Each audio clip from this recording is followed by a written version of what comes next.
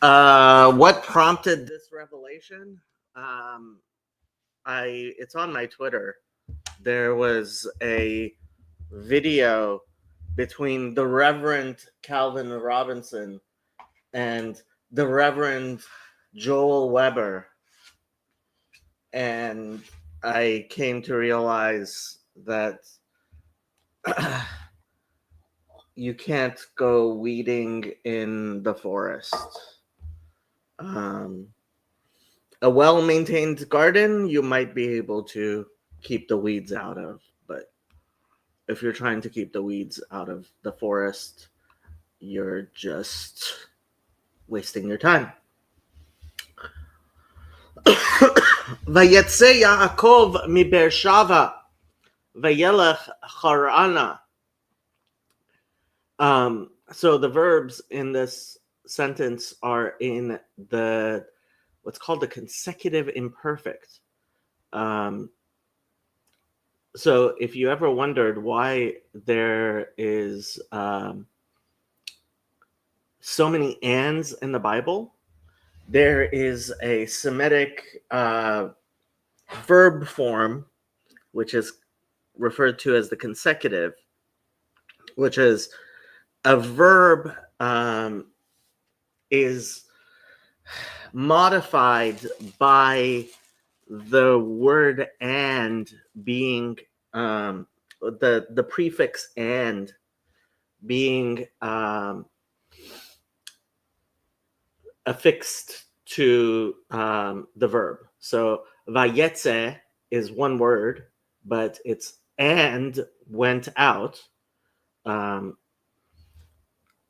When it's in the imperfect, but sometimes that and is called a vav hamahapech. It's called a switching or reversing and so it's all although it's in the imperfect, it implies a past action. So that's what's going on both with vayetze and vayelech. Yetze is the verb, the root is to go out, and yelech is to walk. So Yaakov left Beersheva, and the reason it's been switched from Beersheva to Beersheva is because of the cancellation marks that happens in cancellations. And Harana, that hey at the end, is what's called a directional hey. So there's that. Where's my thing? Okay. Next verse. ויפגע במקום וילן שם כי בא השמש ויקח מאבני המקום וישם מראשותיו וישכב במקום ההוא. And this is a very good example of a verse that it's difficult to... Oh, why didn't I forgot to include a link for people to join.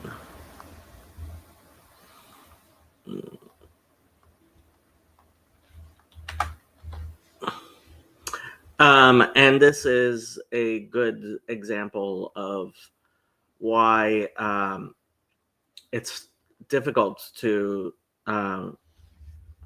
translate things from Hebrew to any other language, I would say, but specifically Greek and English, because Hebrew can be vague in certain ways, which allows you, right? So vayifka bamakom, right? The simple meaning of vayifka bamakom is he got to a certain place, but anybody who speaks Hebrew understands that there's a double entendre there of, and he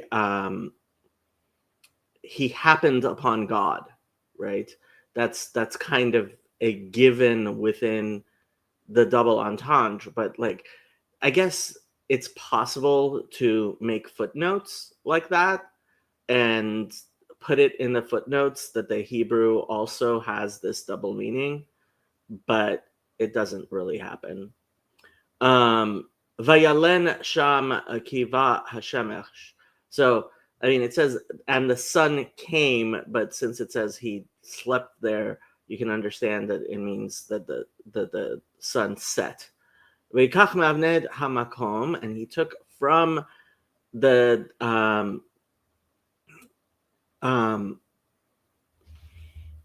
stones of that place, or the stones of God.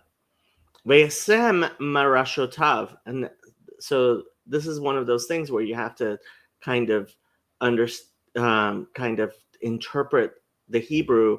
It's obvious what the Hebrew is, but the question becomes, like, how do you interpret it, right? So merashotav is not, I don't believe that form shows up anywhere else in the Bible. Rosh literally means head, right? And it's kind of like around his head-like thingies, right? So it could mean around him, or it could mean hey Mitch. So that's the reason why I asked it as a question, because I would like to have hope that it's possible. Vayishkava b'makom hahu, and he slept in that place. Vayachalom v'hinei sulam mutzav arza v'rasho magia hashamayma v'hinei malachei Elokim olim v'yordim bo. And he dreamt, and behold, there was a sulam. Sulam usually gets translated as ladder. Mutzav arza. Now, part of the reason a lot of these words are the way that they are is actually just the alliteration. This is a very poetic text, as I was talking with Chazi about the other night.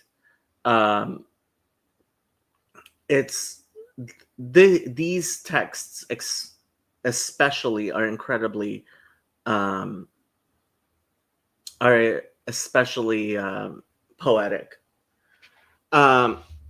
Sulam mutzav arza, and yeah, that hay is the directional hay as well. So, like, it's saying it was standing towards the earth, right?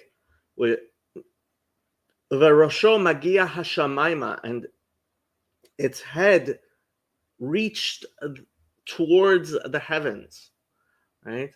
V'hinei malachei Elokim olim v'yordim bo, and the messengers of God were going up and coming down upon it. And the Midrash makes a point of the fact that they're going up first and then coming down. V'hinei havaya nitzav alav vayomer v'ani havaya Elokei Avraham avicha v'Elokei Yitzchak haaretz asher ata shochev aleha lecha etnena ulazaracha. And behold, the tetragram stood upon him.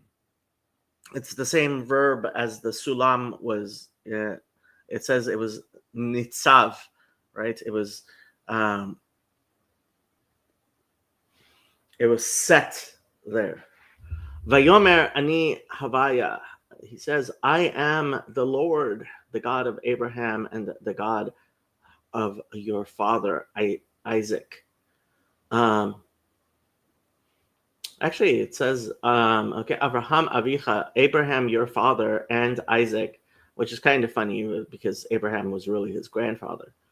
I'm sure the commentaries go into that. The land which you sleep upon, I will give it to you and to your children.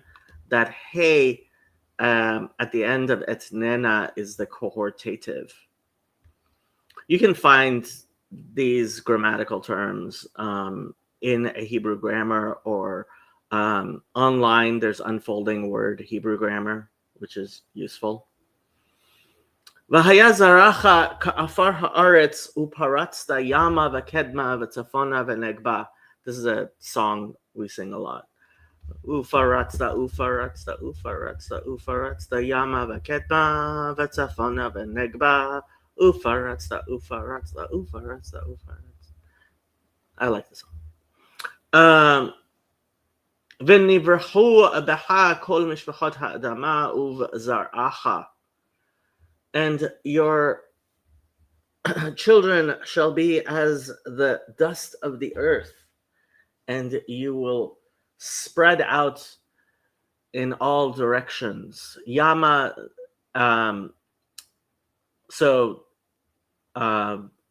literally means towards the waters or the Mediterranean, right? Think of yourself as if you're in Jerusalem, right?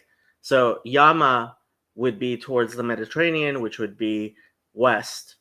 But Kedma, so Kedma literally means towards the earlier, which is east, because that's where the sun comes out of. But Tzafona, Tzafon literally means hidden, towards that which is hidden. But Tzafon is north. Vanegba, so the Negev desert is south of Jerusalem.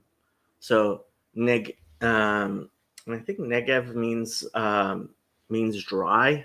That's why it means desert. But Vanegba, towards the Negev. V'nivrachu becha kol mishpachot hadama, and all the families of the land will be blessed in you, uv zaracha, and in your seed. And despite what a certain person who claimed to be a certain apostle said, it makes no sense to say it was a singular seed, because in Hebrew you would never say zarotecha or zarecha. You just wouldn't do that. V'hinei anochi imach ushmarticha b'chol asher telech v'hashivoticha el ha'adama hazot ki lo ezovcha ad asher im asiti et asher dibarti lach. Hello, Mark. Hello. How are you doing? I'm doing all right. I'm recovering from my infection where I was hospitalized over Thanksgiving and stuff. But that sounds like fun. It was very fortunate, actually, because we were up north and I could go to the hospital that had all my records. Okay. And despite the fact they were changing medical records providers, they could actually compare my old results with my new ones, because I've had this problem before. And then I learned a lot. And I was like, oh, well, now we know a bunch of stuff. Now I know I have chronic inflammatory response syndrome, and I know it's bacterial. That's huge. Oh, it's bacterial. That is huge. It's not Lyme or mold. It's bacterial. That's why I keep getting infections, kidney infections. Can they? Is it curable or treatable or? Yeah. Well, actually, I think I screwed myself. And the irony here is, because I went on there's a modified SIRS protocol that you can do without a doctor. And I was on this little product that people might know called myrrh. Yes, as in frankincense and myrrh. And that is what fixes this particular problem. So myrrh, it turns out, kills bacterium when they're not active. So it actually reduces your bacterial load even when you don't have an active infection, which is exactly that's what you need to do to solve the SIRS problem. So. Chezi says refuah shlema, Mark, which means may you have a complete recovery, Mark. And this is the first time that I realized the way you write Mark in Hebrew is the exact same way you write marak, which is soup. Soup? Soup. Yes. I don't know how to take that, but Me neither. But when I first tried to read it, I'm like, Refuah Shlema Marak. He's telling you you need soup to get better? What? that's funny. That's very funny. This is part of the difficulty of trying to oh yeah, you could write Mark with an aleph, but this is part of the difficulty of trying to transliterate things to a language where it's very easy for something to mean many things. Yeah. So yeah. You need some vowels in that language. You got to get on that. Someone should get on that horse and ride that to victory. I want to hear about this video and what caused your conclusion. Like what was it that you were seeing in the video that we'll say finally brought you to the light or something? Let's pull up my tweets and I didn't see them all. Twitter is not very good at giving you full pictures of things for whatever reason. True. They have a complicated algorithm that doesn't work very well. So rather than just simply compiling a list and putting it in order, which is apparently impossible for modern computer science somehow.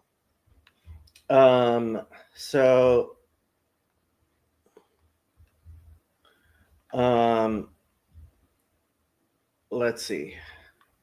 So what you're referring to is my tweet. I genuinely repent. I thought it was possible for Jews to live with Christianity. At the very least, Protestantism is not salvageable. I am very sorry I did not see that earlier. At least with a genuine hierarchy, there is some limit to the danger, no matter how large. This is another guy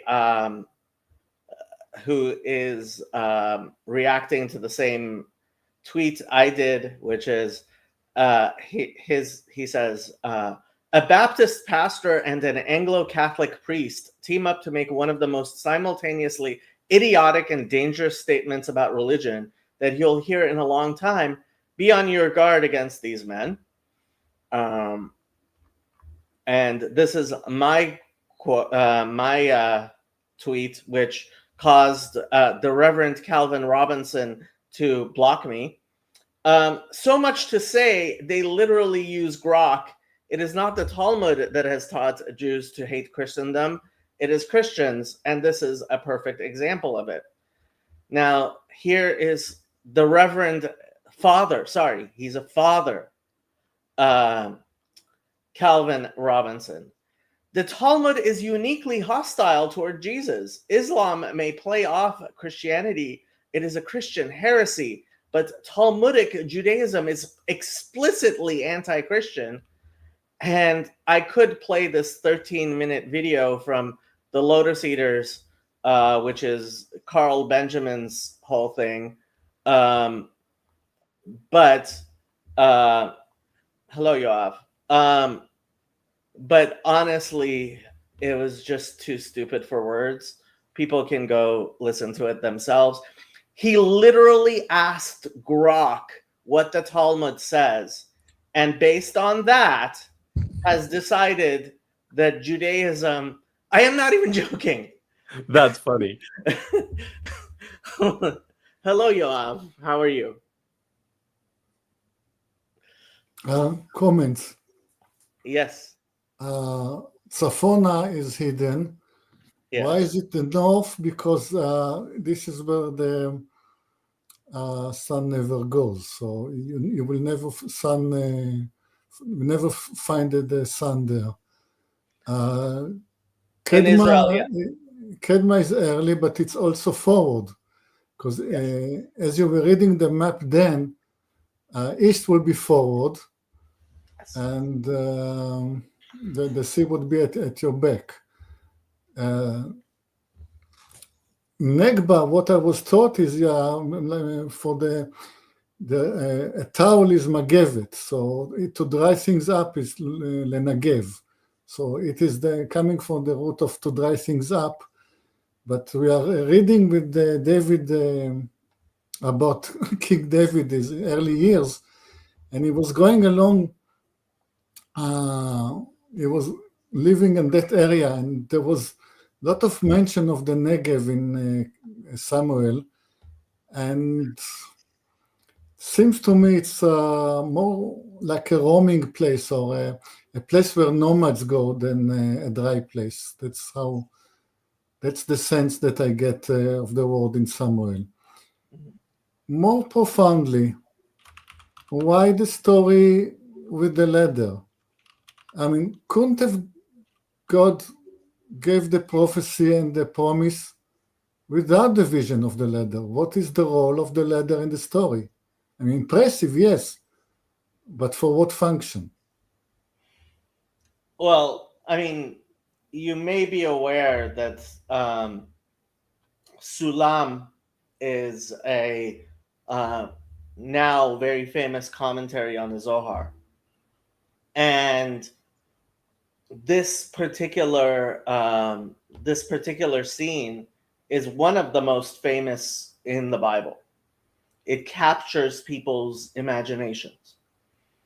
And it does mine, but how does it connect? I believe the reason for that is actually that so there's the point of proximal development, right? When if something is completely too hard for you, you have no interest in doing it. If something is too easy, you become bored. It's precisely when step by step, right? When something is a ladder of sorts, right? Where there is a possibility of movement, that there is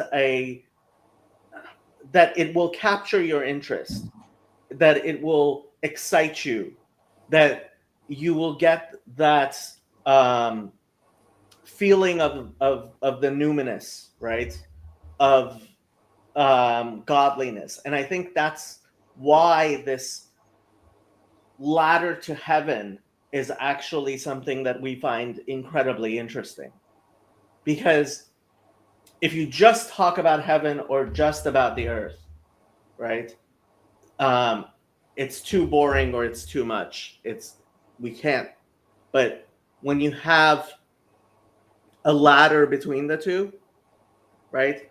Yes, we want heaven and earth to come together, but you need a ladder for you to be able to connect the two. Okay, first, we are talking about the ladder, and I came in to talk about the ladder. It does interest me a lot. Still, I want to put aside the original question. Yes, it's a very fundamental, interesting concept for humankind in general. How does it connect to the promise to Jacob? But as for the ladder, back to the ladder, I will ask you an engineer's question. How many steps were there in the ladder? An infinite number of steps. Right. So, on the one hand, you say, yes, it is enticing you to action. It is enticing you. There is hope. You can start climbing the ladder. On the other hand, I agree with you. There are infinite number of steps. So, again, why bother? I will never get there. And I find it extremely meaningful, because what I struggle with, and it might touch on the subject of Christianity, how can there ever be a connection point between the infinite and the finite? How can there ever be a connection between heaven and earth? The only way, mathematically, the only way you can do it is putting a ladder of infinite steps. And you can climb, you can start, if you choose to, you can start climbing on that ladder, Mm. and it's not in the hope of. It is not humanly possible to get to the top, but it is humanly possible to be in the process of climbing the ladder. And mathematically, once you put yourself in the ladder and you start climbing, even if you make mistakes, even if you're more likely to go down than to go up in your foolishness, eventually in infinite time you will get to the top. I agree.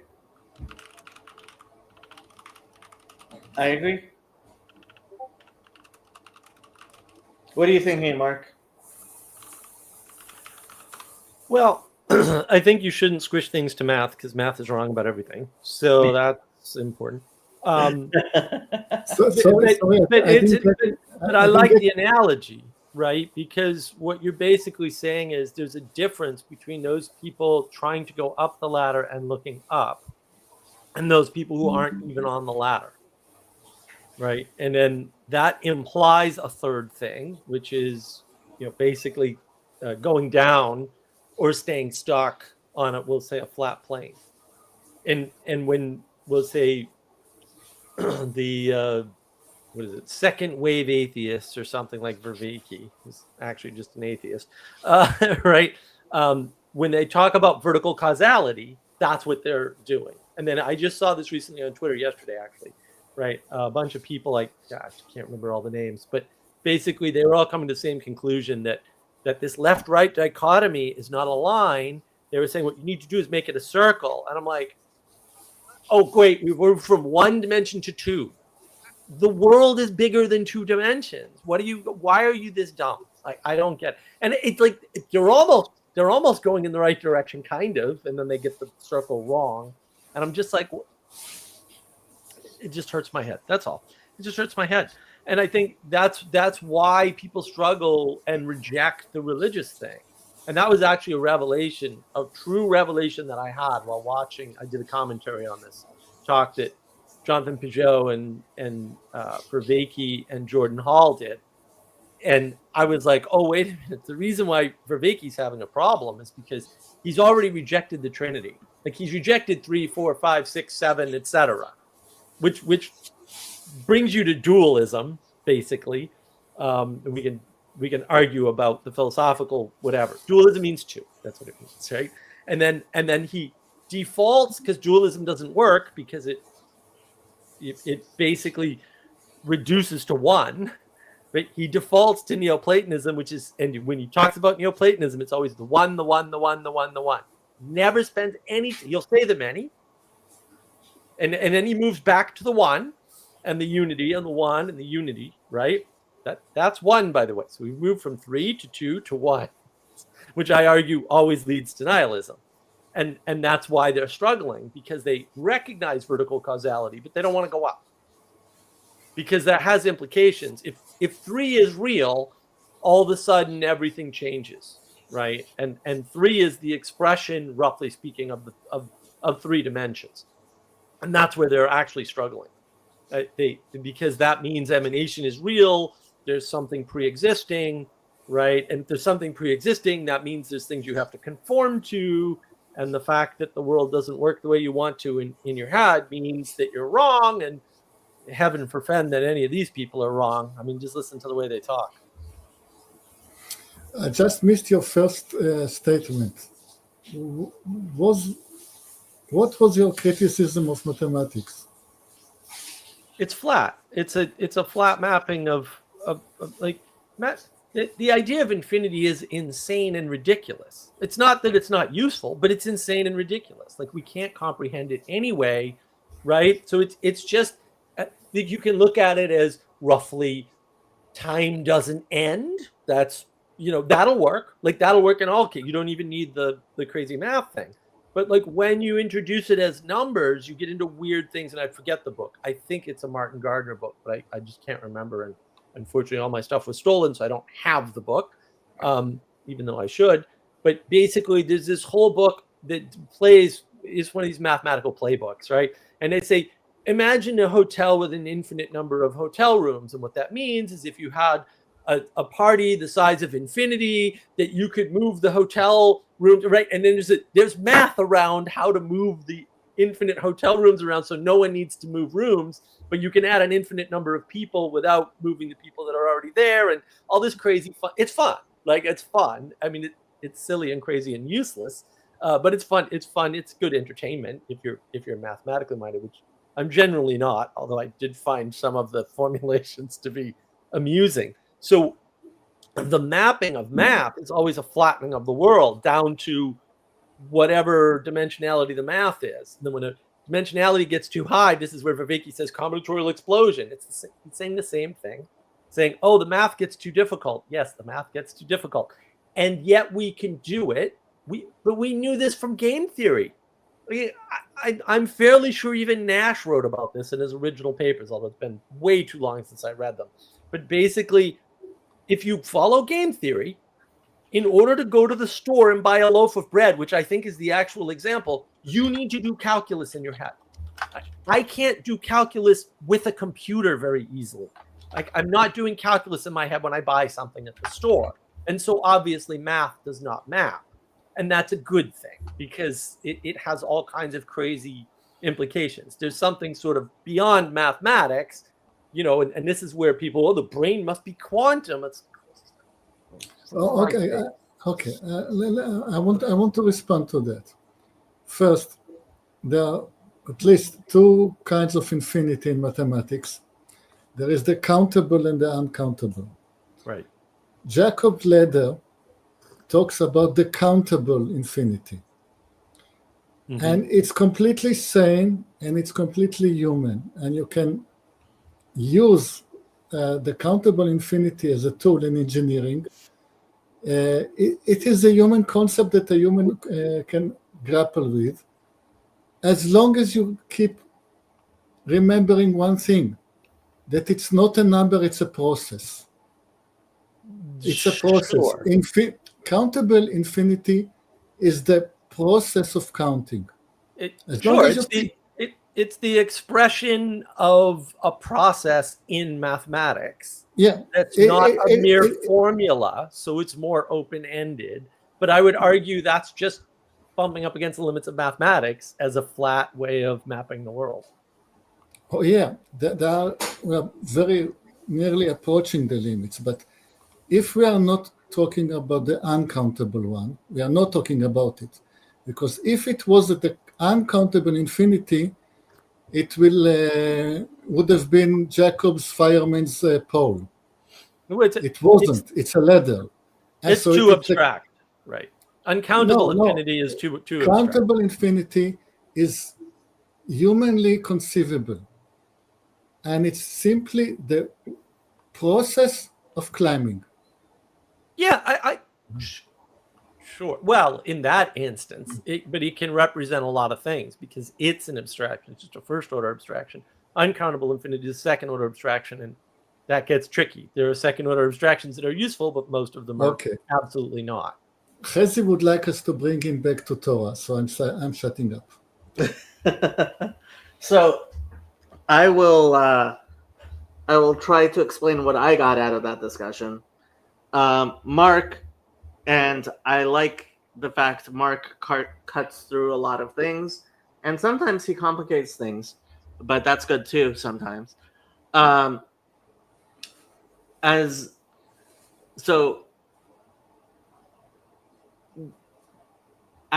human beings, as finite human beings, in order to engage with the world at all, we have we make models of it, and all models are wrong, some are useful.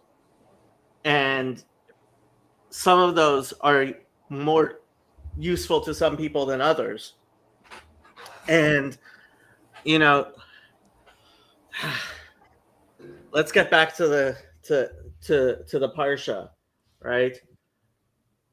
When you read a biblical text, right? For me, the fact that in Hebrew it is poetic helps people better understand that different people will get different things out of it. I talked about vayifka b'makom, right?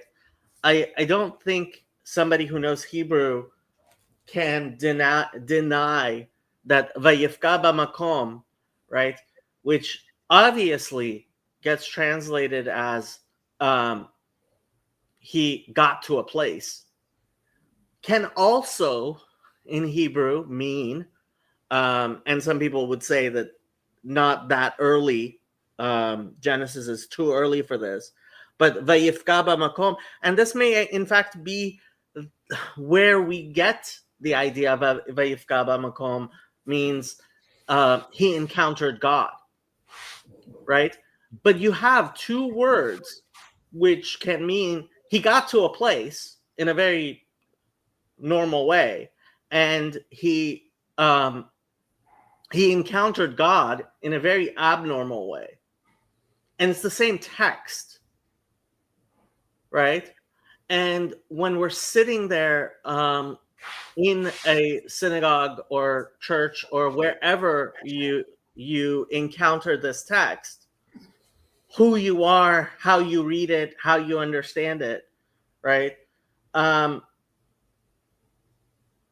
It's not going to be the exact same as anyone else. And that's a perspective that unfortunately I think too few people have. Yeah. And I don't know if Mark, like when you said, okay, you're going from one dimensions to one dimension, right? When you're talking about line or circle, right? Right. The thing with models is, yeah, it reduces the number of dimensions, right? That's the point of a model. Mm-hmm. Yep, agreed. And so, yeah, not sure where to go with that. Yeah, well, I think what you're pointing out is important, right? So what we call this with our knowledge engine model, you can see that on Navigating Patterns. We've talked about it elsewhere. It's my first conversation with PVK. I talked about it. That's sort of the early version. It's really no different. The words changed a bit. The description maybe got upgraded later on. But we talk about, instead of the 4 types of knowledge, which is not what Vervaeke is describing at all, he's describing information. We talk about the 4 types of information. And the perspectival is much more fundamental. So we dropped that and we replaced it with the poetic. And what the poetic does is allow you to understand symbolism, which is basically what you were talking about, right? It's one phrase that can be interpreted 2 ways to meet you where you're at. That's a symbolic understanding of the world.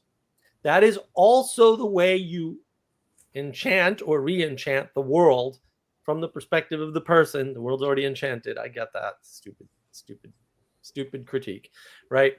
You re-enchant the world for the observer by allowing things to combine. And our focus on models, right? Models give you accuracy and precision. That's what they give you, right? They increase your predictive capacity at the cost of combining things, right? You have to separate a bunch of things out. All science works this way, and it can't work any other way. It's not a redemption question. Science is designed to cut things away, to dissect them, to get them down into ontologies and systems that allow for this sort of modeling that gives you high accuracy and high precision prediction. And the cost of that is you sliced up the world, sometimes inappropriately even, right? Like it's not. So for example, why have I been sick for like 15 years? Because they don't have integrative medicine. And so even when I go to literally the 3rd best gastroenterologist in the world in Boston, right? Now gastroenterologists are the most intricative of the disciplines in medicine by far. They're way more like, right. Well, she was the one that she looked at me. She had my record. Of course, I had typed up 3 pages of my medical history because I'm me and I'm a psychopath. So I did all that. So she already had that. She went, I think I know what you have. She put me on medicine immediately and it all worked. Right. Right. Now, that didn't solve the problem. She was still just treating the symptoms, but by treating the symptoms long enough, a lot of it went away. And I no longer had to buy a $1,000 a month medicine, which fortunately the insurance did pay for eventually, but very expensive stuff. And it's expensive everywhere in the world because it's a double manufacturing medicine and it's crazy. So I was on 3 different medications, 2 over the counter and 1 crazy med that just expensive. That integrative approach, because she knew, oh, this is a mast cell problem. That's what regulates your immune system, roughly speaking. I got to squish it down into a model, right? What she didn't get was, oh, these kidney infections that you're getting and these gallstones that you're getting and all that, that's a persistent infection that has been there that is causing, because my argument was always, listen, I have a bulletproof immune system. It's not wrong. If my immune system's going off, that's because there's a thing there. So when you find out about CIRS, it's CIRS, it's chronic inflammatory response syndrome. When you find out about that, they talk mostly about mold and Lyme, but there's also a bacterial cause as well. They say, look, your immune system has 2 parts, and one part is going off all the time and gets overwhelmed, and then the other part takes over, and that's what causes your symptoms, and then it cycles. And that explains everything. And it actually does explain all the symptoms for a lot of the people who have like chronic fatigue and things like that are actually CIRS patients. They're suffering from Lyme, usually, sometimes mold. Mold might be more common. Lyme might be more common, depends who you talk to. Bacterial is new to these guys, although they recognize it. And so that integrative approach allows these brand new doctors, this is a relatively new field, I don't even think it's 10 years old at this point, but they treat this core cause and then all the symptoms go away. Whereas my doctor, and God bless her heart, I mean, she was awesome. I wish I was still in New England and I could still go see her just because she's an awesome person anyway. She's super whip smart.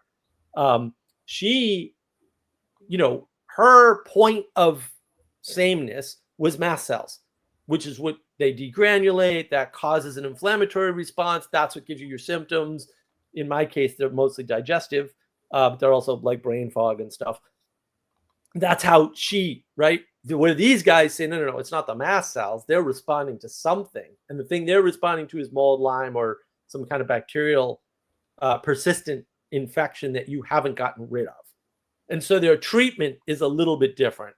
And there's all kinds of things wrapped up in that. Like I could talk about that for hours just because I've done all the research now, right? But like, that's the symbolic approach. These CIRS doctors are going, no, your body's an integrated system. Your immune system's not wrong. That's, I mean, it can be, but that's super rare, right? That's 1 in 100 million, right? Everybody else's immune system is responding to something. We need to find the thing. So they worked backwards and found the thing. Oh, it's mold. Oh, I think mold was the first one. Oh, it's Lyme. Lyme does this too. Oh, it's, which is basically a bacterial or viral infection, depending upon who you talk to. And then, oh, there's this other type of bacterium. Now, I happen to know mine's bacterial because I had a bacterial infection in my eye that caused chronic iritis. And so I know it's bacterial. I've always suspected that. A few people that I talked to were like, oh, this is interesting that you had that. A few of the allergist specialists and stuff.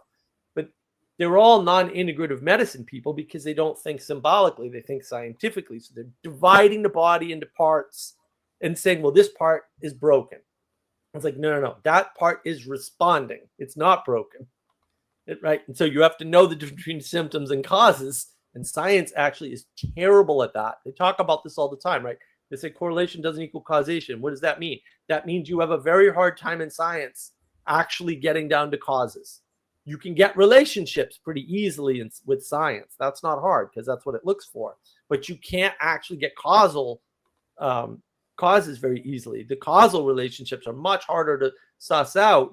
And because causes are chains in a symbolic system and they're not in a scientific system, you have this disenchanted view of the world and the model fails at a certain point. It's not to say the model's not useful. Man, it was real useful to be able to eat food without getting sick.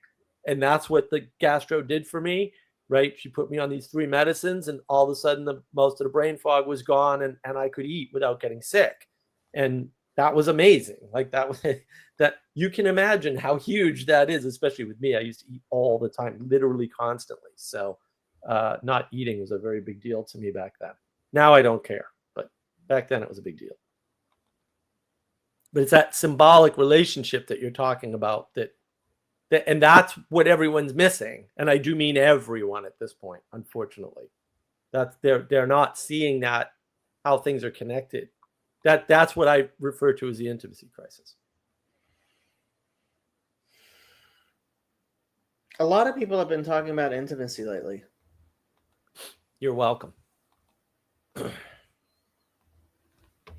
don't think they have a good model for it, though. And I had a wonderful conversation with Rachel Fulton Brown, who's a professor at University of Chicago, and she's a medievalist, roughly speaking, but she knows a lot of other things too. It was a wonderful conversation. We're going to do another one, obviously, probably on politeness, because I think that's the missing piece that we're missing recently. That is the gateway to being able to develop quality relationships, right? Because you have to have a starting point for your relationships, and politeness at least gives you a starting point to engage with people and then explore from there, without, with a bunch of expectations that are shared. It's the idea of shared expectations, because we're missing a lot of that, because when people try to be individuals, which is an impossible condition, they just break apart from the world. Well, breaking apart from the world and denying the symbolic nature or the enchantment of the world is the same thing.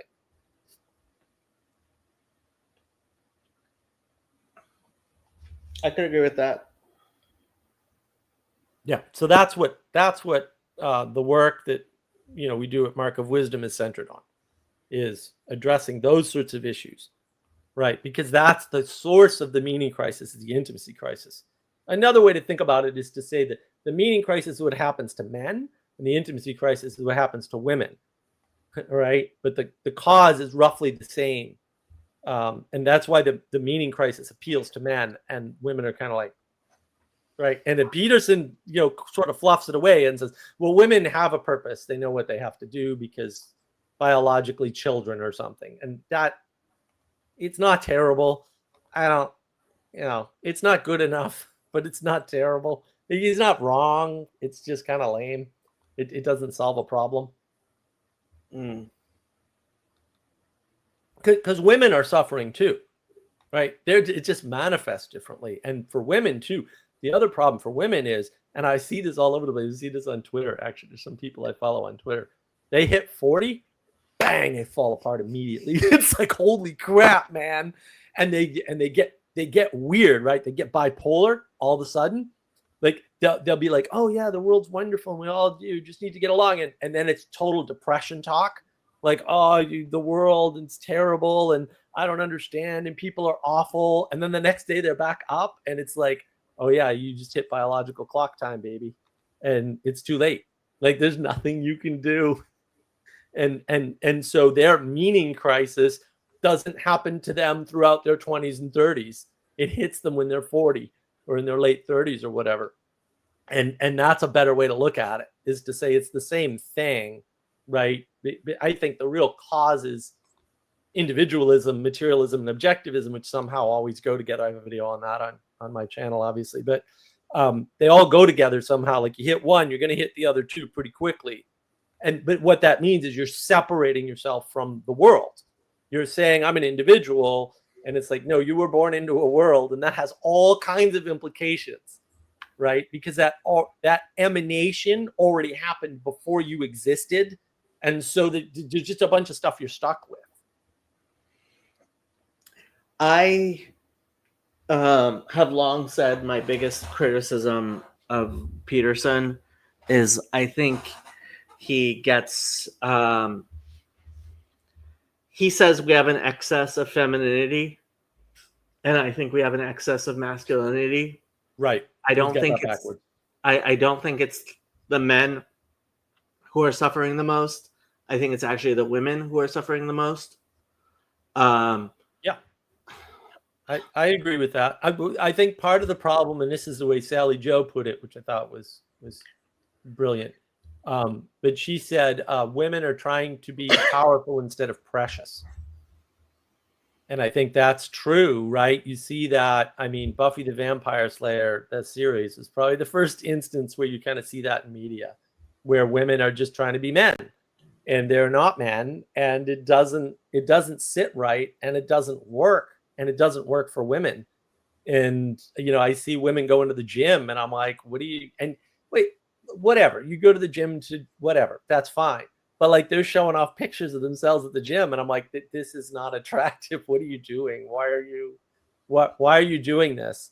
And I think you're right, Jacob. It's not too much femininity. I think that when you deny reality, we'll say, when you start to try to make the world the way you want it in your head instead of the way it actually, you can just observe the world. It's not that hard. You don't need to think about it. You can just look out and let it come to you.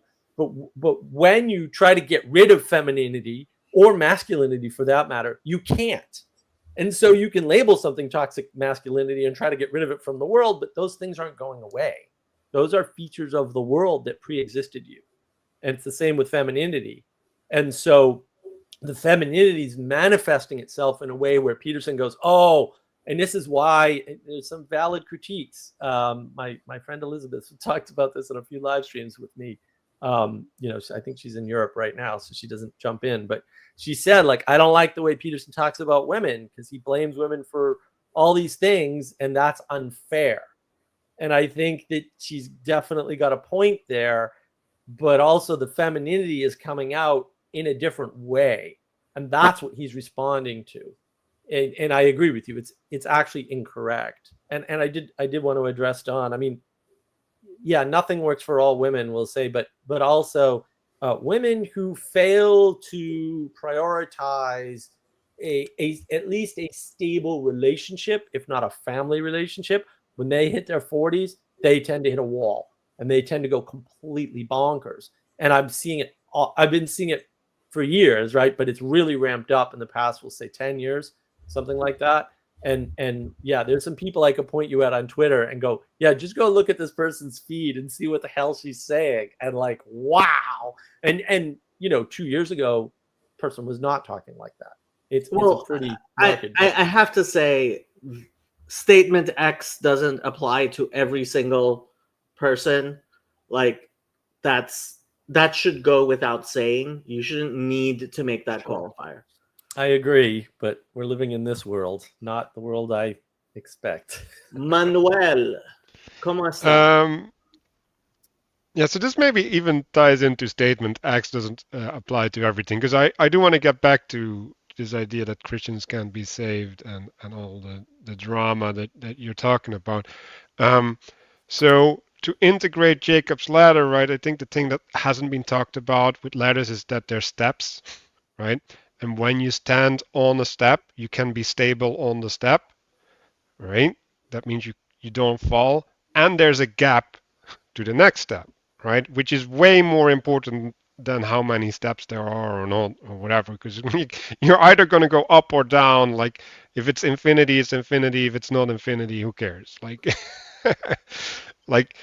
you're a limited being in time, okay? Like, even if it's not infinite, you're not going to get there, right? So when we're talking about steps and being able to look around, that means that you can get lost at every step as well, right? That means that maybe that you can fall down on that step, but it also means that you can just like wander endlessly on the step, right? Which goes against mathematically, if you just go up infinitely, you'll get there. It's like, no, like, 'cause there might be different infinites who are bigger that will prevent you from ever reaching the top, right? So like, also, emergence is not the thing that will save you. Like, sorry.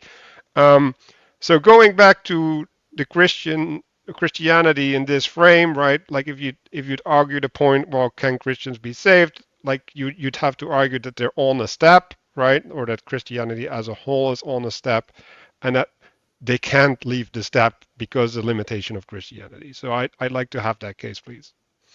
Yoav, what do you want to say? I agree. You personally will not get there to the top of the ladder. the infinite ladder. Well, maybe. For you for me personally, I will not get to the top of the infinite ladder. I can hopefully take more steps up than steps down. Now I'm going to answer my first question. Why is this picture of the ladder coming together with God's promise to Jacob? Because it's about the continuation of it's about the order to multiply. Humanity, let's say the chain from father to son, the chain from mother to daughter, that is the process that is going to infinity. This is the connection. So I'm saying, Yaakov, you are not going to get there up to the top of the ladder. Your descendants, infinitely, which you are promised to have, they are going to infinity. Well, yeah, that's their imperative. Right? Yeah. Well, that's the fractal nature of the symbolism, right? It works at the scale of a single person trying to get closer to heaven, and it works at the scale of, we'll say, the family, right, where you're supposed to perpetuate, right?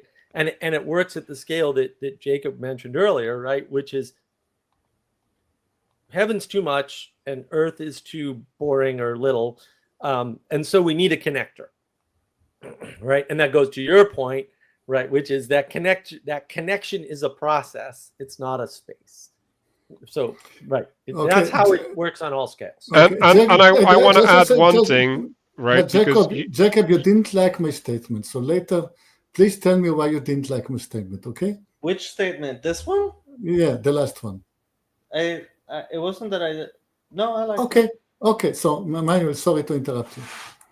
Go ahead, Manuel. Well, so a different way to envision this collective walking of the ladder is that you have a bunch of individual ladders, right? And then people get boosted onto a certain stage from birth because, like, there's a groundwork laid for them, so they don't have to do the work at the bottom of the stairs, right? And so, like, since you're not your own person, right, you're embedded in a society. When you're engaging with people in a society or a church, right, then when they are on a certain level, there's a new optionality, like a new option space that opens up, right? So like what it means to get higher changes as a consequence of the people around you and them lifting you up and supporting you. So you can have like this structure of ladders, right? And you can imagine it, right? And like some people get lifted up by other people, which are called like shepherds in some sense, right?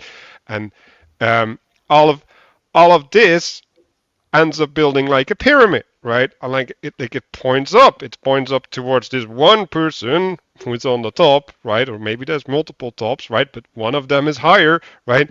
And there's a supportive quality of the whole that allows the whole to reach the highest point, right? So you can symbolize it in the form of a king, right? Or a king and a queen, right? Where the queen holds the glory of the nation, right? So there's an aspect of sharing in the glory of which is being pushed highest, so that every part that is sustaining that can derive joy from participating in facilitating that, right? And that solves the meaning crisis if you can embed yourself in that position, right? So now we're getting into the point of embeddedness, right? You can only correctly participate if you can envision your role of the thing that you're participating in, right? Because like you might be able to fulfill your functional participation, but that doesn't mean that you have a proper spiritual participation. And the spiritual participation will allow to open up an option space that can bring forth something that isn't there yet. Like, let's just say it that way.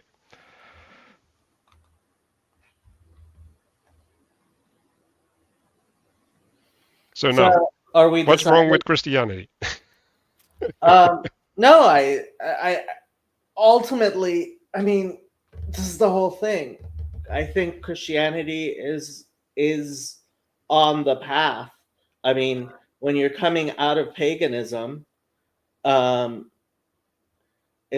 is a step-by-step process, right? And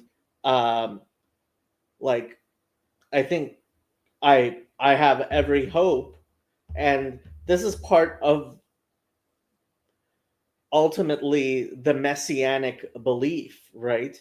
If you believe in the coming of the Messiah, you have to have a hope that despite the stupidities and our one of the things Doug Wilson says that I really like is God draws straight with crooked lines, right? And just as you have a skilled mason takes whatever stones are available and makes a nice flat surface with all of these irregular stones or pieces of wood or whatever it is that the crafter is using, right? Ultimately, I have to say that even Christianity contributes to the greater good of the world. It's just certain times, you wake up and people you had every hope for, including Carl Benjamin. I've been following Carl Benjamin longer than I've been following Jordan Peterson. Yeah. And I was like, I very much liked the fact that he created the Lotus Eaters and et cetera, et cetera, et cetera. And the thing is, I mean, unfortunately, I guess it was inevitable. He was pushed off the normal platforms, and he's been stewing in a environment that's not great. And because there is no, I mean, it's just so hilarious to me that Calvin Robinson would ask Grok what the Talmud says and go with it, right? Yeah. It's like, if I had, like, I like the fact he tends to speak clarity to the void, right? But like, he can't even recognize how silly it is what he's saying. And I know precisely what he's thinking. He's thinking, well, it's an AI, so it's going to be more Neutral. objective. Yeah, neutral. Yeah. Right? It's going to be neutral, when he doesn't seem to realize it's trained by the entirety of the internet. Right? And if you're going to find all of the stupidest things to say about an obscure text, it's going to be by distilling down the wisdom of the internet, right? So it's just infuriating and saddening at the same time. Like, how many times have I gone over? Several times, let's put it that way. At least 3 or 4 times, I've gone over the one piece of Talmud any of these guys have ever heard of, right? So Jan God, I didn't see what was your question. By the way, Jan God, you should jump on. I've still haven't been on a stream with you. I do want to talk to you. Go ahead, Manuel. So I've been listening to some conversations. I've been listening to Andrew Wilson, which is a fascinating character. But I also have been listening to some well, it was like I guess an Orthodox / Protestant Christian mob that was ganging up on the justifications of the Pope, right? And there was a debate, right, which had like some bad arguments or something, and like I'm willing to believe that there's a logical fallacy in the argument or something, and it was badly made. But what happens, right, is that in the rebuttal of the logical fallacy, I'm just listening and I'm like seeing 4 mistakes, right? So it's like even if you're right, you're wrong. Mm. And I think it's important to realize that that's what's going on all the time, right? So we end up on the internet, we end up with a valid criticism, like and there's I don't know, like I don't know if it needs to be resolved or not, right? But at least emotionally it needs to be resolved, right? Like there needs to be an acceptance or a rejection of this idea of a pope, right? And then what ends up happening is someone is making an argument which seems to me somewhat irrelevant, right? Even if it's true, right? Like it's not gonna convince anybody to go to the left or the right, right? Like the same happens with Andrew Wilson, right? He's trying to make logical critiques, which are correct, right? And he's making correct statements, but like it's not going to change any hearts, right? Like it might change some hearts of the viewers who can see people run into walls and say, okay, that's foolishness. I don't want to engage with the foolishness, right? But it's not providing an answer, right? Like it's not opening the door to the poetics. And like when you're making an argument for the Pope, right? Like you should make the argument I just made, right? Like someone needs to be pushed to the top, and the person on the top can see more than the people below him, so people need to listen to that person. Now, is that perfect? No, right? Can they improve the process of the person that's being pushed to the top?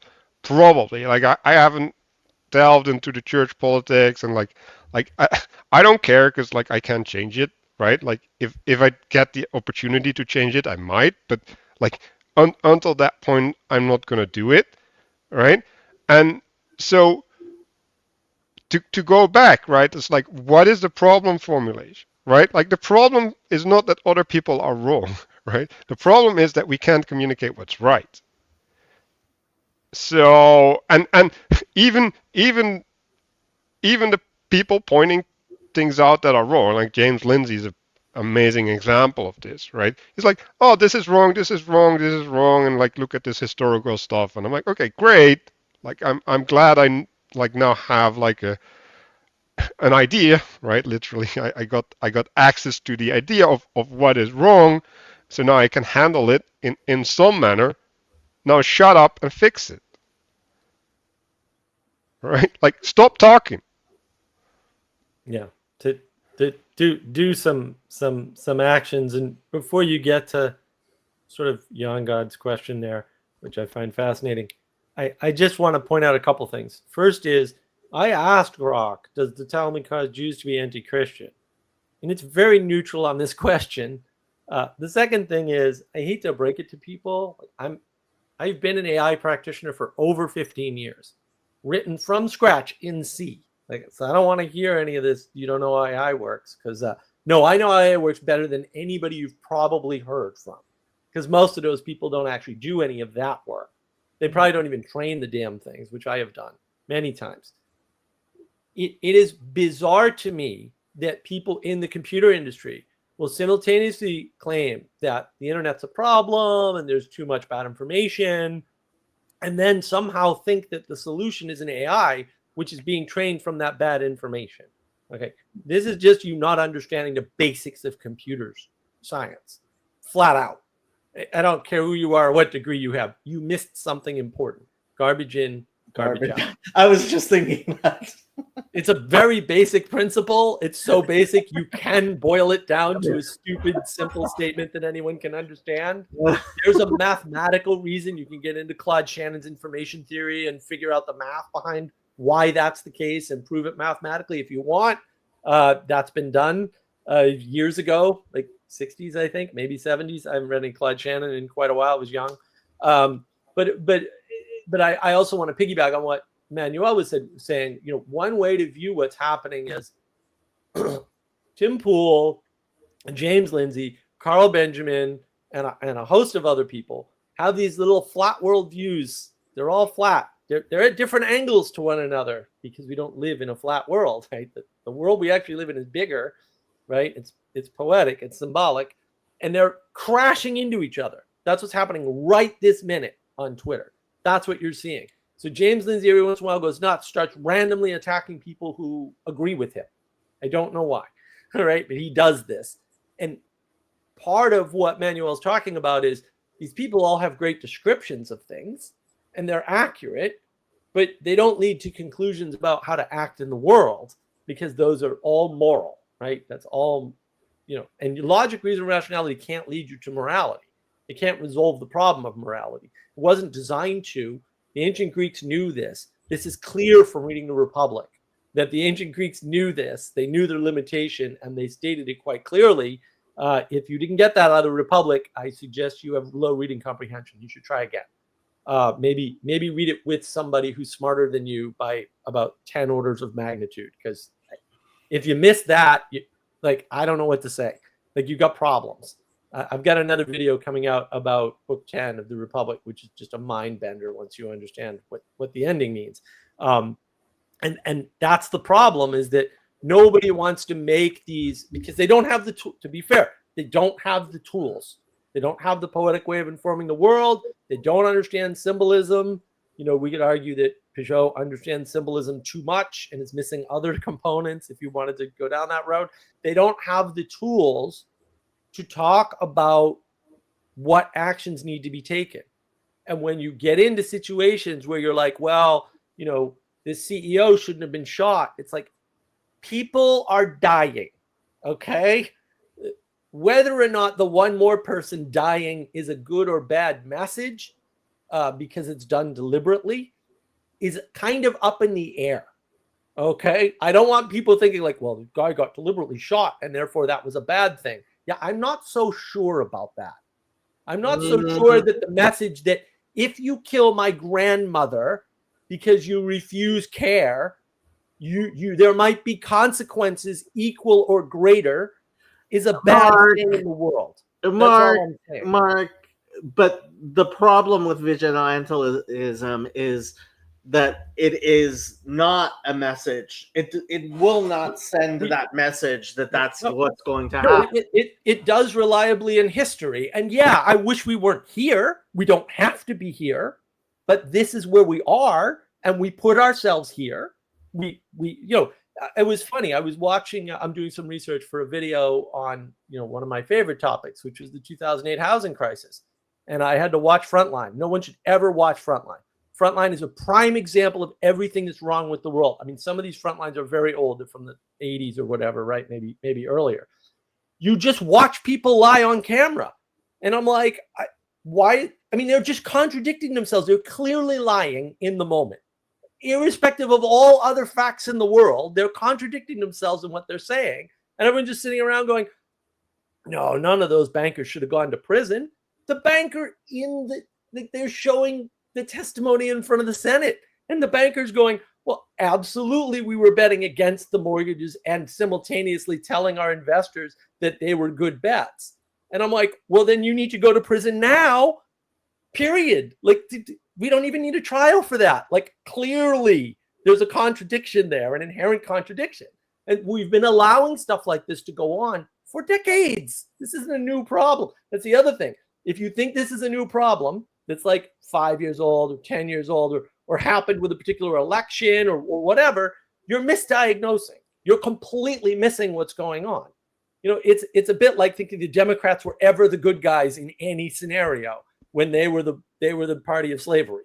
Like, come on. Like, I want to bring this back to the personal realm, right? So if we're talking about conversation, right? Like, this happens all the time in conversation, right? Like, so people get challenged on something, right? And then they spurt out some like 15 sentences response, right? With 3 mistakes, or like how do you hold that person accountable? You can't. You can't correct the 3 mistakes because that will take like 15 minutes, right? Assuming that they cooperate, right? Because if they don't cooperate, like you're going to end up with 3 more mistakes and then you need 3 hours. And like you're never going to get those 3 hours, right? So all of these mistakes, they're going to keep floating in the air, right? And like that's the world we're living in, right? Like we just leave all of the like misinformation, right? Like falsities in the air without any consequence, right? Like, and that's why I'm here, right? Like I like the fact that you took responsibility and said, no, I was wrong, right? Like I've been engaging in the world with an attitude, and I need to repent from that attitude because like I obviously need a different approach, right? So that's like, yes, that's what we need. And like, how do we get that? Well, we need to socially reinforce this, right? And like Andrew Wilson is talking about shaming, right? Like we need to bring back shaming. Like we just need to say, okay, you're stupid for doing this or whatever, right? And not have an argument about it. But that's all been made impossible, right? Because then you're cruel, right? You're annoying or whatever, like, and then you get mobbed. Chazi asks, is a generative conversation mistake free? No, obviously not. But it isn't. A generative conversation is not adding to the noise; it's adding to signal. And part of the problem, which I think Manuel is quite right about, is without shaming people for saying stupid things, you're adding noise to the conversation. You're adding a lot of noise to the conversation. And like Manuel says, if you're just constantly adding noise to the conversation, then there's no point. Like, that's what I mean with the bigger infinities, right? You end up in a bigger infinity. But it's a flood. I mean, that's actually that's the story of the flood. And also, I want to say, right, like Jacob gave the answer earlier in the conversation. He said, God makes all crooked things straight, or participate in something bigger that is straight, right? And like that's the way that you resolve mistakes, right? You have them participate. You're like, okay, I made a mistake. I was wrong. This is the way that we can find other idiots like me and make them repent. Like it's just like that's the way you do it, right? When you're wrong, you go on your knees. Like no other way. But no, everybody needs to like have their ego intact. They need to be respected. No, like if you're a piece of shit, like you're a piece of shit, be better. Yeah, and we can't. I mean, this is why Girard's work is so popular. Is problematic, we'll say, as Girard can be, because he's clearly anti-Christian. He's not wrong when he talks about scapegoat, and he's not wrong when he talks about mimicry, which are far more important and better models for using than anybody else is using. He's wrong when he combines them because he says a bunch of things that are clearly incorrect. But the fact that scapegoat has come back up is part of the statement that the world has constraints, and if you don't pay attention to them, they come roaring back in ways that you don't expect, right? If you just jail bad actors, they don't have to be shot. But the fact that they're bad actors and they're allowed to go so long doesn't mean that the consequences aren't going to happen, right? It just means the consequences are worse. And unfortunately, and this is where the problem is, when you don't pay attention to good and bad, or good and evil, however you want to frame it, the consequences spread out to people who aren't guilty. And that's where Girard gets upset, but he doesn't recognize that at all, because again, he rejects good and evil, actually, explicitly. And so what ends up happening is you can't resolve it. You just say like, oh, all killing is bad. And the fact of the matter is, until extremely recently, historically speaking, we killed bad actors all the time. Hardcore History is a wonderful, I think it's 4.5 hours, unfortunately, and it's really difficult to listen to. It's called Painfotainment. and it's on this whole capital punishment thing. But once you understand how it used to work, you're like, oh, wait a minute. This all sounds like stuff we need. It doesn't sound optional at all. And that's because, like I said, until very, very recently, we killed people who needed killing. I don't know what else to say. Like, we did that. And when you do that correctly, and granted, we're not perfect people, we don't live in a perfect world, shocker, shocking ending, I know, we will do it imperfectly, but that doesn't mean it's optional. And if you try to make it optional, people are going to get shot in New York City. I don't know what else to tell. Like, that will happen. You can whine about vigilantism all day long, but if justice fails, vigilantism is a thing that has to happen. So you get to make up your mind. You can fix the justice system, which would be nice because I got lots of complaints there and I can outline them all personal experience, right? Or you can get vigilantism. It's up to you. I really don't care because I don't feel I have any control over this. So whatever. Also, you probably don't want the vigilantism because that is a lot of innocent people, are probably going to die. But hey, I have no control over this.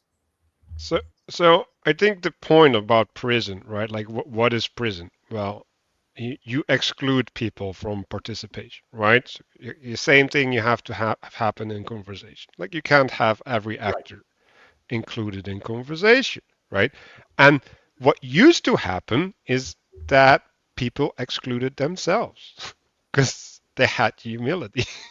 So it's like, okay, I obviously don't know what I'm talking about. I'm going to shut up, right?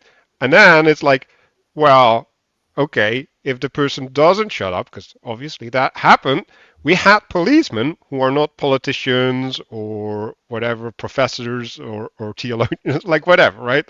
Like, we had a separate class of people that interceded so that the people who are important can do important things, right? And it's like, that's not happening, right? Like, what's happening is that the people who walk up front need to do all the stuff, right? Like, they need to tend all the layers, and that's not a workable system. Like it's just not. And also, right? Like, you have the, well, like, there's a different problem with the flood, right? Because, like, there's too many narratives happening at once, right? Like, so you have the Carl Benjamin thing, right, which has like a stream, and you can point at the Peterson thing and the Tim Pool thing, and like they interact, right? They exchange some things, but first of all, they don't have a coherent telos in themselves, right? And then they absolutely don't have a coherent structure, right? Because a lot of it is just reactionary, right? Like a lot of them are reactionaries. Like, James Lindsay is in some sense the most funny example of reactionary, because he's like reactionary like 60 years into history. He's like he's literally fighting phantoms. Yeah. And so, like, how can anything good come of this? Right? Like, even like there's a lot of stuff that they write about, which, like, I'm glad that that's actually happening, right? Because now, like, people can start to see stuff, but also, like, seeing this stuff, right? Like, this is unearned wisdom, right? And, like, to go back to James Lindsay, he's the biggest example of unearned wisdom, because he's talking about all of this stuff, and he's like, it's not helpful. Right? He's like, no. Okay, in defense of fighting fandoms, right? Just today, I was explaining to someone, I only attack dead people, right? On my Discord, we were discussing Gandhi, and Gandhi is one of the people. I jokingly say I try to kill 2 people every day: John Calvin and Martin Luther. If there was a third person on that list, it would be Mohandas Gandhi. Like, killing phantoms is how you actually have productive conversations. Because when it's just propositions, it doesn't work it has to be embodied. Like people people get mad at ad hominem attacks, right? Oh, yeah. And that's understandable because you want to actually confront the idea, but when it comes down to it, an idea that is disembodied becomes impossible to actually engage with. And I agree with that, Jacob. But there's a little caveat here. I think the problem with James Lindsay in particular, and not that I mind him, going after Marx, is, well, he doesn't do a terribly good job, right? I mean, these people give Karl Marx too much credit. Like I don't know why this doesn't land the way it should, but and I'm not joking about this, on many, many, more than a dozen occasions, in talking with 4 and 5 and 6-year-old children, they will spew a quote, an actual quote from Marx.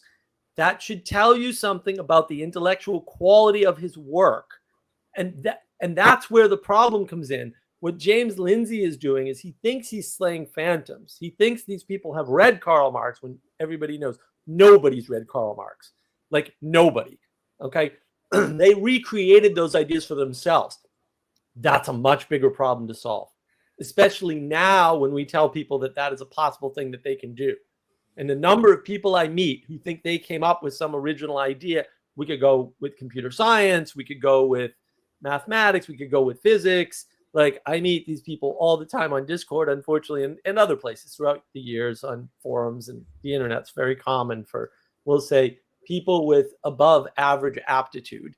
And they have no idea. These are very old ideas.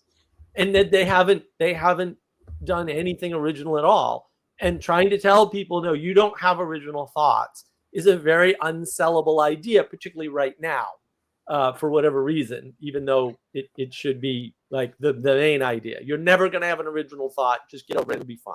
Like, you'll be fine. And like Mark said, right, is like, why are they reading Marx, right? Like, let's just assume that they're actual Marxists, because why would you read Marx? Because you already agree with him, right? So, like, even if you slay Marx, then Marx was just like a puppet that like you could lean on, and you're just gonna lean on something else, right? Like, this is true communism or true liberalism or true whatever hasn't been tried before. And so, like, slaying the person, like if even like, they have revealed truth, okay? They have revealed truth in their worldview. Yeah. Like, God spoke to them. Yeah. They wouldn't put it that way, but yeah, it's the same net effect. Yeah. Yeah. So this book, which I haven't read yet, Not Out of Africa, by Mary Lefkin, I think her name is. What you said, Mark, really, it was weird that I have it out here, Mary Lefkowitz, because so on the internet, there's a lot of people who are constantly coming up with the same stupid ideas. Yeah. That have been refuted so many times. Yep. Right.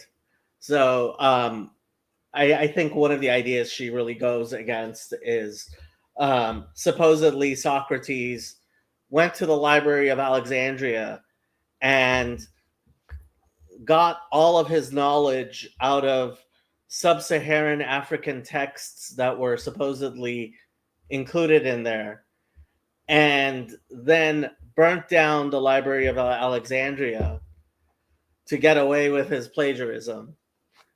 And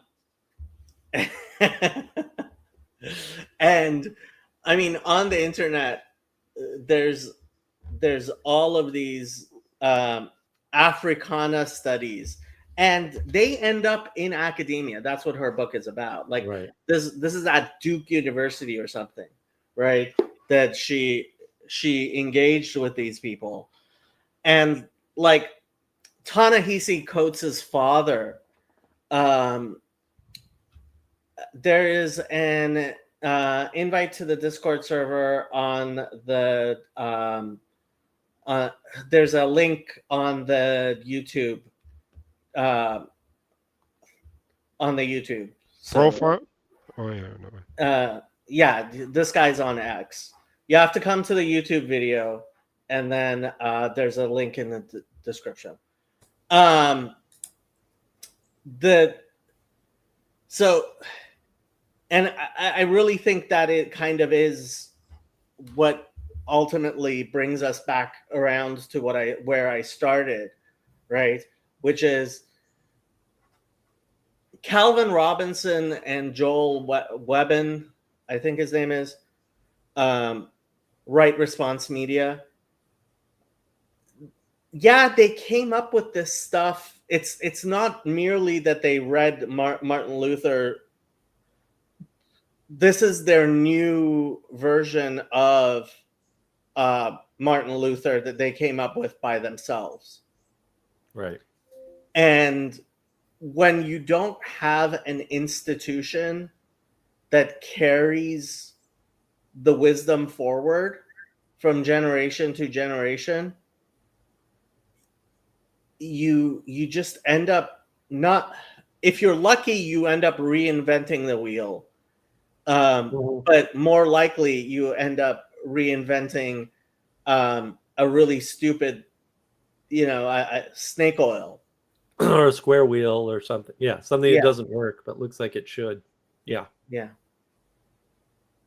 Yeah, and these solutions, I mean, I hate to call out people, but these solutions around people should just blah are not solutions, right? Like telling other people what they should do, A, not going to work, and B, leads to a negative type of tyranny, the type of tyranny people complain about. Whereas a more positive sort of view of what people are calling tyranny, which is absolutely not tyranny, say proper leadership, is that people are able to enforce rules like, oh, you did this, and now there's a punishment that's going to be, and maybe that punishment is mere Skin in the shaming game. or whatever. Yeah, it's skin in the game. Well, that was interesting. So when the CEO shooting happened, Taleb tweeted out based on that, skin in the, this is the return of skin in the game or something like that. Like skin in the game has returned. Like, yeah, skin in the game is real. It's not going away. If you don't manage it with a legal system, it will happen. I don't want that to happen, but also like I'm stuck. Like I've been screaming about the problems with the justice system in the United States for well over 10 years now when they took my house, and all of my memories of my mother are gone. They're all gone. They all got stolen, right? More injustice, right? And no one's going to do anything about it. I get that. But also things are going to happen as a result. So that might be worse than whatever it is you think, should be done about it. But no one's considering the worse option. Everyone wants this fantasy world where no one has to die needlessly, and we can all just get along and live together, and we can all just do the right thing on our own by ourselves as individuals. And it's like, obviously that hasn't been working. We need a better system, and we've had better systems. So maybe we should just grab some of them and not worry about the fact that they're not perfect, since no systems are perfect. Yoav, you've been quiet for a while. Yeah. I was waiting for you to get back to Torah and make Chezi happy, but two short comments. First, about Socrates. As far as I know my Socrates, he claims that he got his wisdom from some women priestess. So the truth is as politically correct as the lie. And the fact that the lie is promoted rather than the truth is just... this is what bugs us. And talking about truth and lies, if I'm trying to think, why did the Persian get to have their empire? I mean, they got to conquer the Babylon and the rest of the ancient world. what have they done right to get to that status? And I think it's something that was very fundamental to the ancient Persian culture, is that they stuck to the truth, even in commercial enterprises. They ridiculed the Greek for having markets, because in a market, then the seller and the buyers have to lie as a part of the negotiation process. The ancient Persian has raised truth to literally to the state of their god, and they regarded lie as Satan. Of course, within 2 generations, it all crumbled up, and they couldn't stick to the truth anymore, and the empire collapsed. But that is just to a comment on the importance of truth. Yeah. So this is actually the argument that I was hearing on what's his name, Benjamin Boyce. Like they had a talk about liberalism, right? And so this guy was proposing that liberalism as a adjudicational system would suffice, right? Because then basically we could negotiate truth. I was like, no, like, no, truth doesn't work. Like, because it's like, well, your truth or my truth. It's like, well, like, what, you want to adjudicate that with democracy? Like that doesn't work. So, like, no, like, truth is seen, right? Like, to go back to Plato and Socrates, right? Like, you only know the good as much as you get to partake in the form of the good. So, and everything else is an opinion. Yeah. Like, literally, like, that's the distinction between knowledge and opinion, right? So if you get to participate in the actually heavenly aspect of something, only then you have authority, right? Because you inherit the authority from the heavens.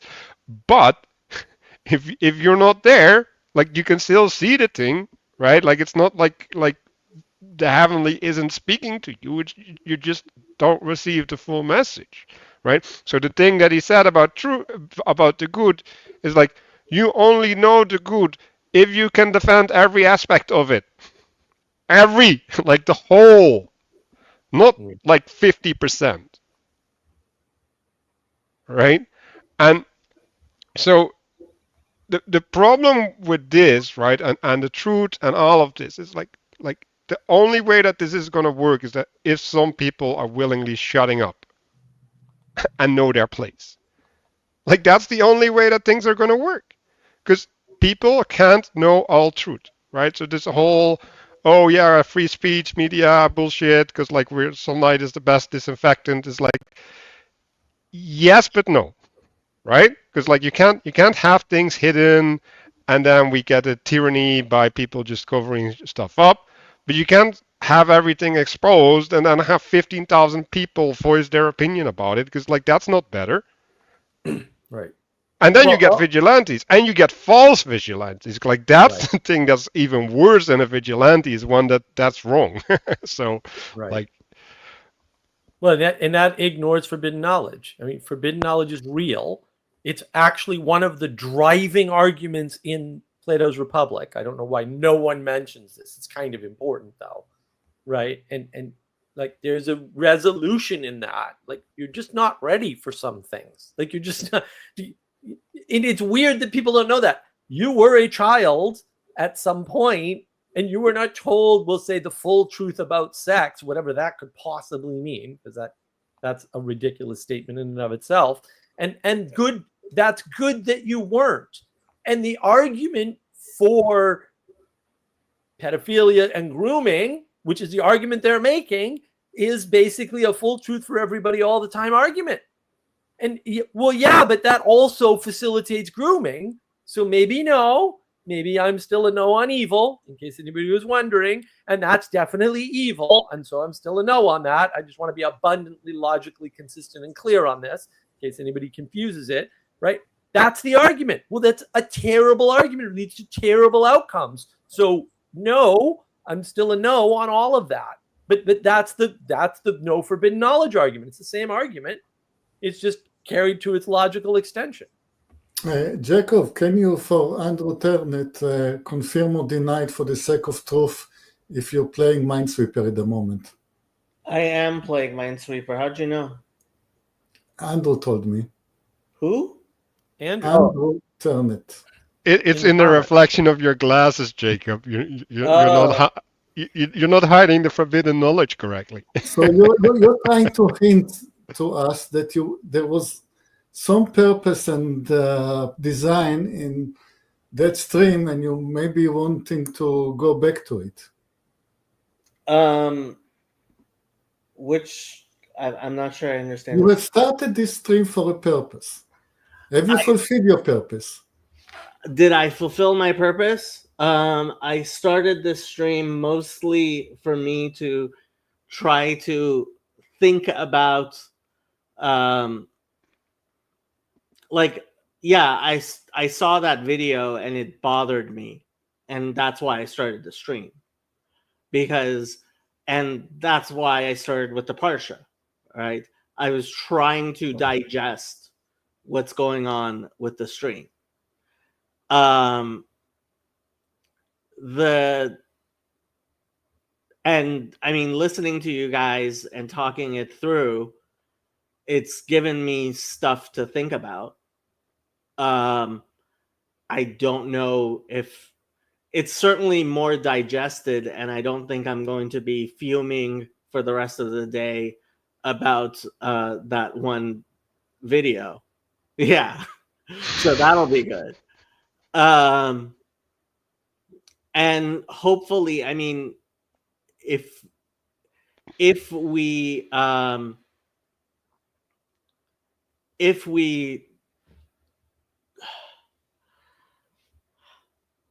if this community is actually an institution, right? If it's not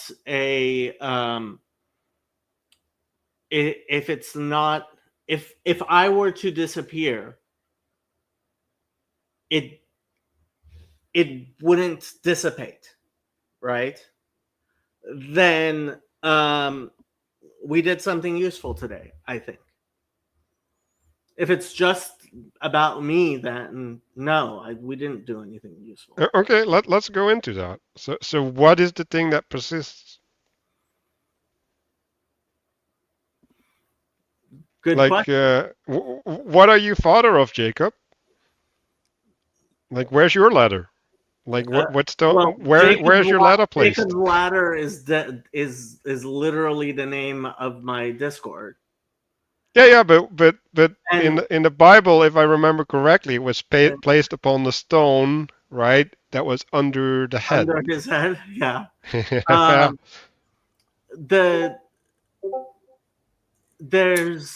Jacob, you said once that you have a ministry. Your purpose is the ministry, and you will be judged to the extent in which you manage to fulfill it. My ministry is to demystify Judaism to all of the people who otherwise would have no access to it. That's what I do. Mm-hmm. And that's what I try to do. And if Judaism is less mysterious to Jan God, right? And to answer his question, Jan God, stop trying to read this. My thing. Stop trying to redesign languages. Languages were not made in your image.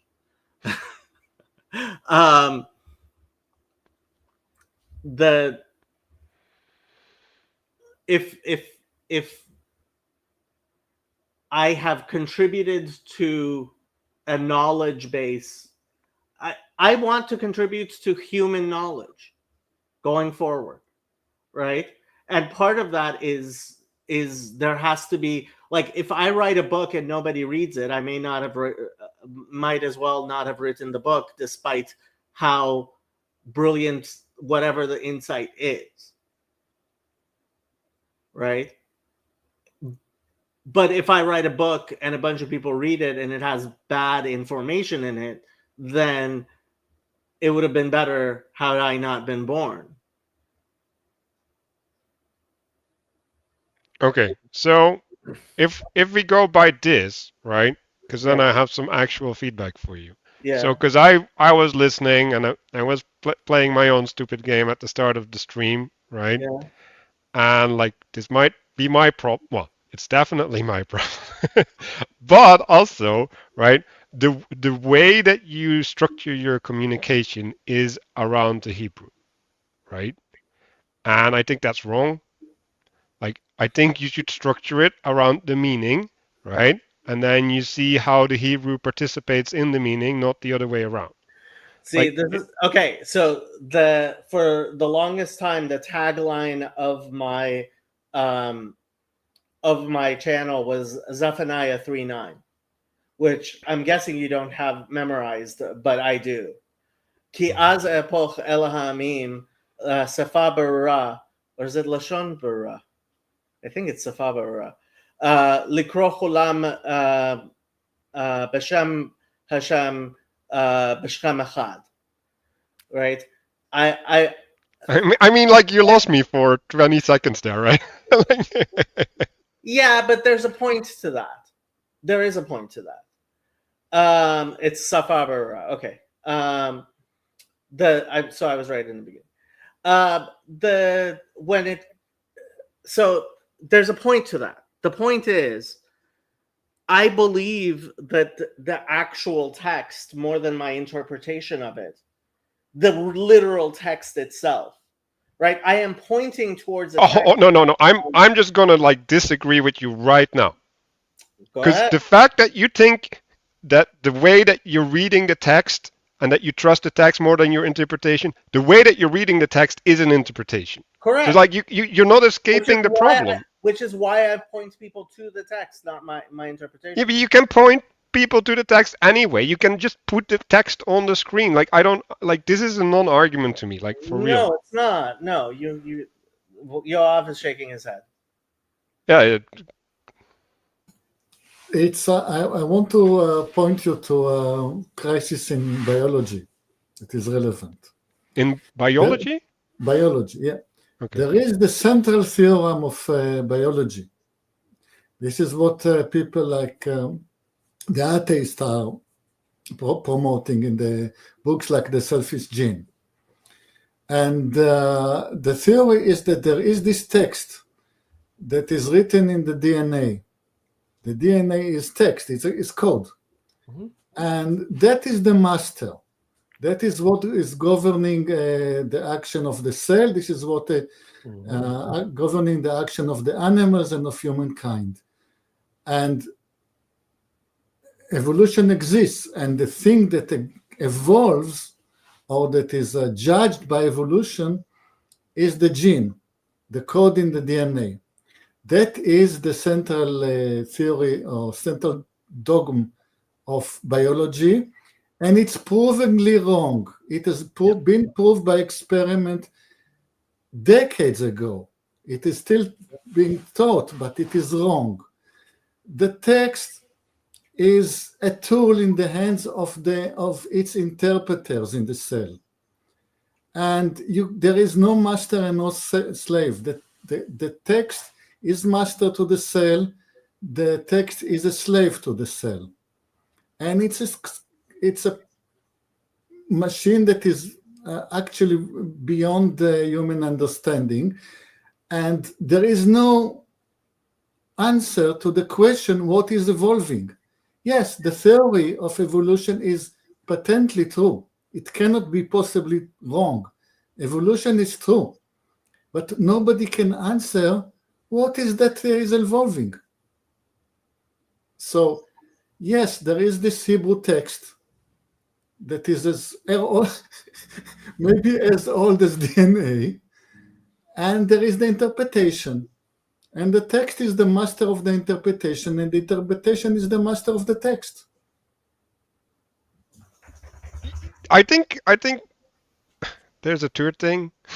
Like we were talking about truth, like I don't Right. understand. Right. In order for evolutionary theory to work, there has to be a capital T truth, is the way they say it, because they're stupid, right? And that's what it's conforming to. Now, the fact that it doesn't conform to that in the way we'll say we expect, because we're in the middle of what evolution can only be understood as a process, back to your original point about counted infinity and Jacob's ladder, the fact that that is true, it can only be understood as a process, means that you can't get the answer out of it, because you're not at the end of the process. You're in the middle of it. You're stuck in the middle of a process called evolution. Yep, that's true. You're not going to get satisfying answers out of that. And I think, again, this goes back to, I'm glad Manuel mentioned the third thing. Then I didn't have to do it. Right. The fact that two things interact and a third thing happens is that, we'll call it the third dimension, right? It is that idea that we're not stuck on a flat plane where there's nothing but conflict or opposition, right? That we can cooperate. The text can cooperate with the interpreter and vice versa. That's why texts change over time, just like DNA does, right? It's not some master code that never changes, right? And so that is developing into a universe or a space that is greater than the space of the two things. We could say, oh, Hegel was right, Hegel was wrong. Hegel just starts out wrong and just gets wronger by the minute. But effectively, yeah, there is an interaction. In that interaction, if it's a positive interaction, you're going up Jacob's ladder, right? And I think, Jacob, maybe this will help you, right? When we're talking about Protestantism, an easy way to think about the quote problems of Protestantism, which are too numerous to list ever, is a flattening of Catholicism or Anglo-Cathodoxy maybe, and maybe the weakest part of Anglo-Cathodoxy is the Anglos. That's possible. But they do have certain things in common. Like, for example, they've got the divine feminine archetype in Mary. Protestants reject that out of hand, which, you know, makes it fundamentally flawed, would be my argument, right? Can't do symbolism without the container, without the birth, right? You also can't do symbolism. I forget exactly how Rachel Fulton Brown said it, but she said Mary is something like Mary is the conduit between, we'll say, human manifestation and God, right? And so, like, that's super important in we'll say Christian theology, right? In the idea that your connection to God comes through a person, right, in the form of a person, but is not a person, or not merely a person in the form of Jesus, but comes through that conduit, comes through that container. They don't have this. They don't have a tradition that lasts. They have what they call tradition that's not tradition, doesn't meet the definition.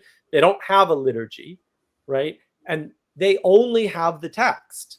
So that they don't have the deep hierarchy, which is the equivalent of the distributed cognition through time, or the culmination of distributed cognition through time, which is why Vervaeke always boggles my mind. I'm like, if you just add the time component to your distributed cognition idea, then you immediately recognize the Bible's the smartest book ever written. And that changes your worldview on everything, by the way, especially if you're one of these people who believes, as was pointed out, that like this knowledge or whatever matters. Like, if that's the most important thing, then the Bible's the most important book. Sorry, you're not getting around that as a materialist or an individualist or whatever. So that's all fantastically important. And that's why Protestantism doesn't work and creates the result that you're seeing. Hopefully that helps you. Okay, I have to go at the top of the hour, so I am going to end with this little graphic I made a while ago and haven't described in a while. So the top word is esh, which means fire. And the middle word is ish, which means man. And the final word is isha, which means woman. And the difference between fire, man, and woman in Hebrew is the yud and the hey, which are the first two letters of the Tetragrammaton. And when you take God out of the man and the woman, you end up with fire, which is a problem. And with that, I am going to play our ending video. I'm going to use host's prerogative to put the Reverend Parcells to bed because he does need to get up in the morning. Sorry, Reverend. Thank you. But before he goes, I have a question.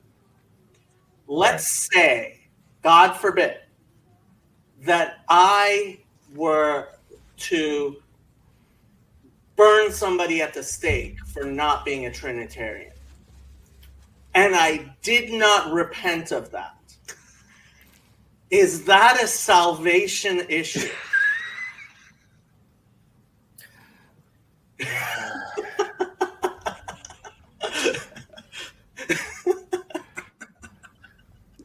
Sometimes Jacob takes that devil's advocate thing too Isn't there far. a proverb that says something like, don't answer a fool according to his folly? But there's a proverb that says, answer a fool according to his folly. There is. Exactly right. And I'm going to leave it to you guys to determine, which of those was applicable in this situation as I go. So, but anyhow, good. Thank you, Reverend. Good to Thank chat you. with you all. Thank you. Good night. The